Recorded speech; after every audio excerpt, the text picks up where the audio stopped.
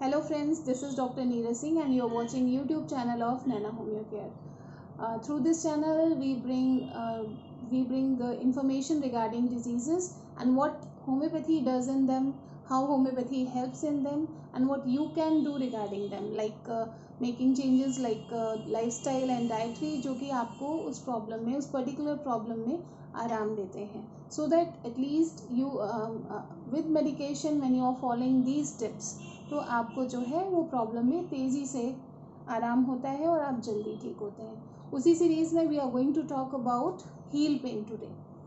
Heal is basically cushion of fatty tissue around the जो heel है वहाँ पे एक फैटी टिश्यू का कुशन होता है जो कि उसको एक शेप में होल्ड करता है. हील का पर्पस क्या है? Heel serves to protect the structure of foot. जो फुट का स्ट्रक्चर है, जो हमारी अंदर पैर के अंदर उसमें लिगामेंट्स हैं, मसल्स हैं, टेंडन्स हैं, बोन्स हैं, उनको एक प्रॉपर शेप में रखता है so that it gives protection to the structure of foot. अब now heel pain is a very very common foot complaint और ये अक्सर आपको कहाँ मिलेगी?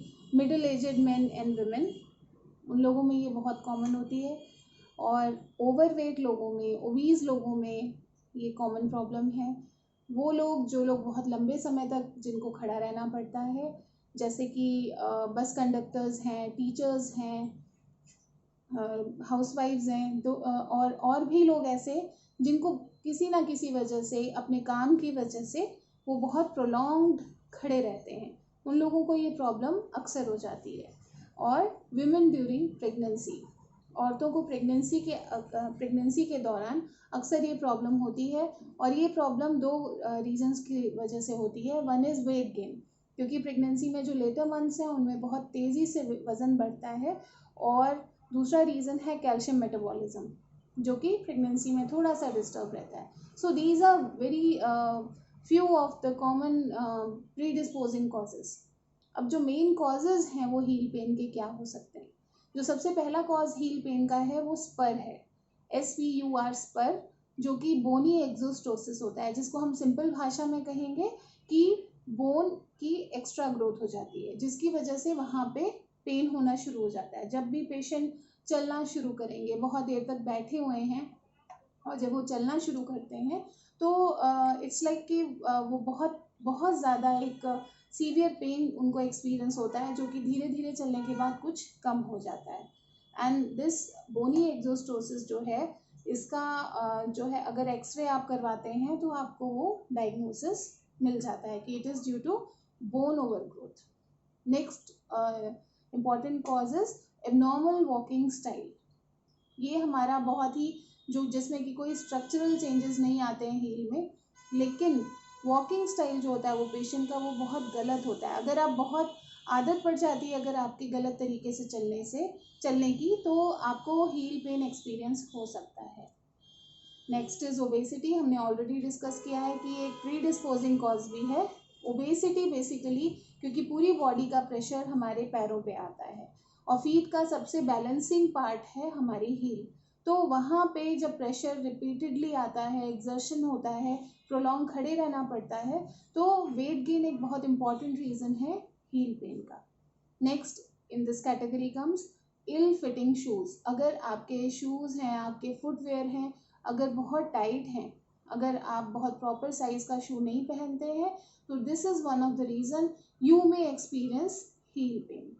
नेक्स्ट इज स्टैंडिंग और रनिंग और jumping on hard surfaces.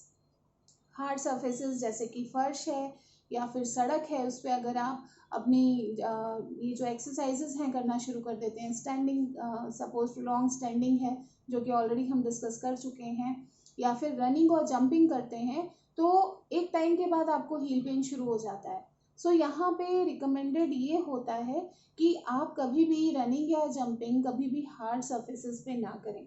It is recommended that you do running और जंपिंग आइदर ऑन लॉन, या फिर मिट्टी के लॉन में, या फिर घास के लॉन में करें. और अगर ये पॉसिबल नहीं है आपके पास, तो कि आपके पास ऐसी जगह अवेलेबल नहीं है, तो it is very important that you wear very high cushion shoes. जो आपका फुटवेयर है वो स्पोर्ट्स के हिसाब से डिज़ाइन हो. ठीक है. And next is bursitis. हमारे जो जॉइंट स्पेसेस हैं और जो हमारा स्केलेटल स्ट्रक्चर है उसमें बर्सा नाम का एक जो है स्ट्रक्चर होता है।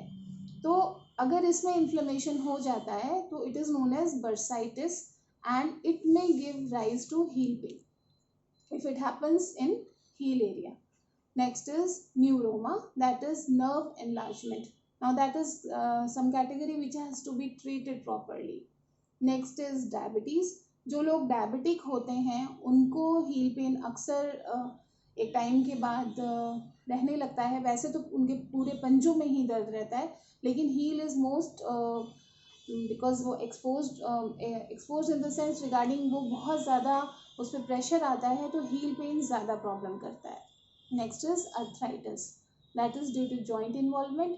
अगर पेशेंट को अर्थराइटिस की प्रॉब्लम है और जब ये अर्थराइटिस हील वाले जॉइंट्स को इन्वॉल्व करता है तो उसकी वजह से जो पेन अराइज होता है, दैट में भी वन ऑफ द रीज़न की हील पेन हो रहा है। अब ये तो सारे कॉजेज थे। Now what does treatment involve? Treatment definitely involves treatment of the underlying cause.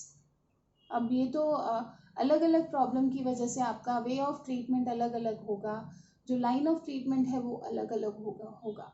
Homeopathy में हम लोग प्रॉपर इंडिविजुअलाइजेशन के बाद कंसिडर करते हैं मेडिकेशन देना, और वो अगर बहुत सीरियस स्ट्रक्चरल चेंजेस नहीं हुए हैं तो थोड़े से लाइफस्टाइल चेंज के साथ, थोड़ा सा फुटवेयर एडवाइजरी के साथ ये प्रॉब्लम सॉल्व हो जाती है।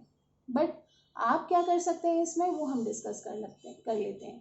आपको क्या करना है, you should rest from the activities जो आपकी हील पे स्ट्रेस कर रहा है। जैसे कि अगर आपको प्रॉब्लम हो रही है तो कुछ दिन के लिए आप बहुत प्रोलॉन्ग स्टैंडिंग बंद कर दीजिए, रनिंग बंद कर दीजिए, जंपिंग बंद कर दीजिए। जब आपको रेस्ट हो जाता है then you can start, but आप वो पूरे प्रिकॉशनरी मेजर आपको लेने पड़ेंगे जिससे आपका जो हील पेन है दोबारा स्टार्ट ना हो। This of course is along with the proper treatment. Next is ice packs. आप जब बर्फ़ से सिकाई करते हैं हील पेन में इनिशियल स्टेजेस में, तो ये बहुत बेनिफिशियल होता है आपके हील पेन को कम करने में। और next is regular foot massage, specially अगर आप जो आर्क ऑफ फुट है, जैसे आपका एक पैर है उसमें जो एक आर्क होती है, उसमें आप प्रॉपर तरह से मसाज देते हैं तो वो टेंशन को रिलीज करता है एंड इट में give relief in heal pen. और जो लोग गलत तरीके से चलते हैं, जिनका वॉकिंग स्टाइल एबनॉर्मल है, उनके लिए बहुत बहुत ज़रूरी है कि वो अपना जो वॉकिंग स्टाइल है उसको करेक्ट करें। इट मे टेक टाइम, लेकिन अगर उसकी वजह से हील पेन हो रहा है तो no matter what ever treatment you are getting, whatever else you are doing to get the rid of heel pain, आपका हील पेन रिड्यूस नहीं होगा जब तक आप अपना वॉकिंग स्टाइल ठीक नहीं करेंगे। So it is very very important. Next is flexibility exercises.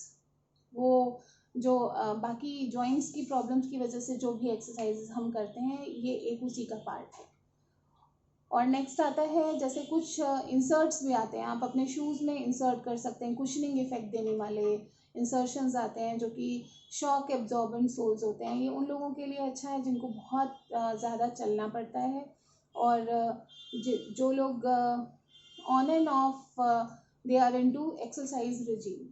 So these were the few considerations which you have to take when you are experiencing heel pain. Of course, detail में जाने के लिए आप अपने family doctor को, अपने nearby physician को consult करें, and you may need an orthopaedic doctor. And apart from that, homeopathy does help you in variety of heel pains. Underlying cause के साथ जब हम ट्रीटमेंट स्टार्ट करते हैं, उसको कंसिडर करते हुए इंडिविजुअलाइजेशन के साथ, तो हील पेन से हमें आराम मिलता है। और इसके लिए आप हमें ऑनलाइन ट्रीटमेंट के लिए आप हमें कंसल्ट कर सकते हैं। So take care, this is Naina homeo care.